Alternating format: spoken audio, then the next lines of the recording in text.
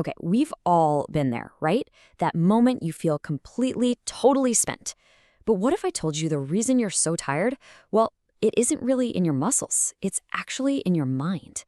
Today, we're going to dive into the really surprising science behind fatigue and this secret governor in your brain that's pulling all the strings. Let's jump in. I mean, you know the exact feeling I'm talking about. You're pushing hard, you're in the zone, and then bam, you just hit a wall. Your body is screaming stop, but there's this little voice in your head that knows you could have done more. So what is actually going on in that moment? Let's break it down.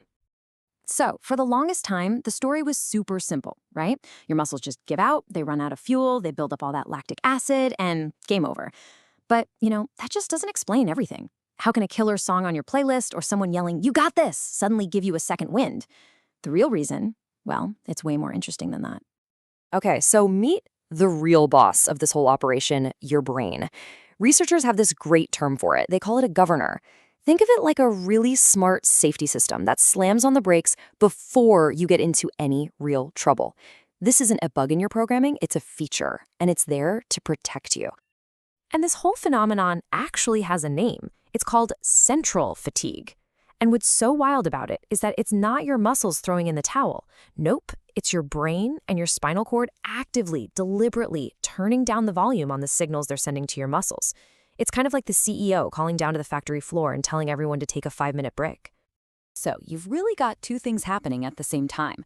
On one hand, you have peripheral fatigue. That's the stuff happening right in the muscle, that familiar burn. But then you've got central fatigue, and that's the brain pulling the strings from headquarters. They definitely work together, but guess who usually has the final say? Yep, the brain. So the big question is, how does your brain even know when it's time to step in? It's not just guessing. It has this incredible network of, let's call them internal informants, feeding it real-time data from every corner of your body. Let's take a peek at some of the reports coming in. All right, report number 1, overheating. Your brain has its own internal thermometer, and when your core body temperature starts to climb, red lights start flashing. It sees that as a huge warning sign for something dangerous, like heat stroke. So to stop you from literally cooking yourself, it throttles back your muscle activity to help you cool down. It's an incredibly smart protective move. Next up, we've got the fuel gauge. See, your brain is a total glucose hog. It just devours the stuff. So when your blood sugar starts to dip, its own performance takes a hit. To make sure it has enough fuel for its really important jobs, it starts cutting power to anything it sees as non-essential, like, say, that final rep you were trying to squeeze out. The brain always looks out for number one, And of course, your muscles themselves are sending in constant field reports. They're basically screaming about the metabolic chaos happening down there. The burn, the strain, all that chemical buildup. And when those reports get a little too frantic, the brain interprets it as a 5-alarm fire and decides it's time to step in before any real damage is done. Okay, and this part is where it gets really fascinating. Your brain, it doesn't actually make a big distinction between mental stress and physical stress. So a really tough day at the office or a terrible night's sleep, that means your brain is already starting the day fatigued. And that makes every single physical effort feel so much harder, which means your internal governor is going to be way, way more cautious. So we've seen all the signals the brain is paying attention to. But how does it, actually apply the brakes? What's the mechanism here? Let's get into it. It's actually surprisingly simple and direct. The brain just sends a weaker signal. It lowers the voltage, so to speak. It sends a less frequent electrical command down your spinal cord. This means fewer of your muscle fibers get the message to fire, and the ones that do, they don't contract as hard. So you literally feel weaker because your brain is making you weaker on purpose. And here's the absolute coolest part. Scientists can actually prove this is happening. They do this thing called an activation test. They'll have an athlete contract a muscle as hard as they possibly can, like 100% effort.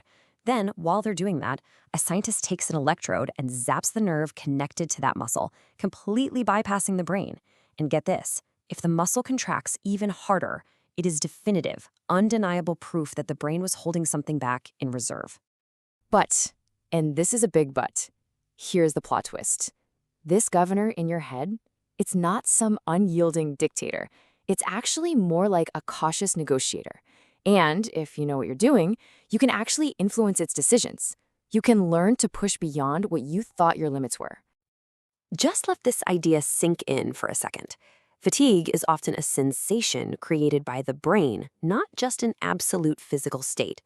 It's an interpretation, a feeling your brain cooks up to convince you to change your behavior. And because it's just an interpretation, well, that means it's open to negotiation. So how do you negotiate? Well, think about it. Strong motivation, right? Or the heat of competition. That stuff releases dopamine, which basically tells your brain, hey, the reward here is worth the risk. Even just some verbal encouragement from a coach or cranking up the perfect song, those things can distract your brain from all those distress signals. All these little psychological tricks can actually persuade your governor to ease up on the brakes, even if it's just for a little while. So what's the big takeaway from all this? Look, the goal is not to try and silence your governor. It's there for a very good reason, to protect you. The real key is to understand it, to manage the signals you're sending it, and to learn how to work with your brain instead of fighting against it. And this really breaks it down perfectly. It's all about managing the inputs to influence the output. Is your core temperature a problem? Then focus on cooling strategies. Feeling that mental stress? You got to prioritize quality sleep.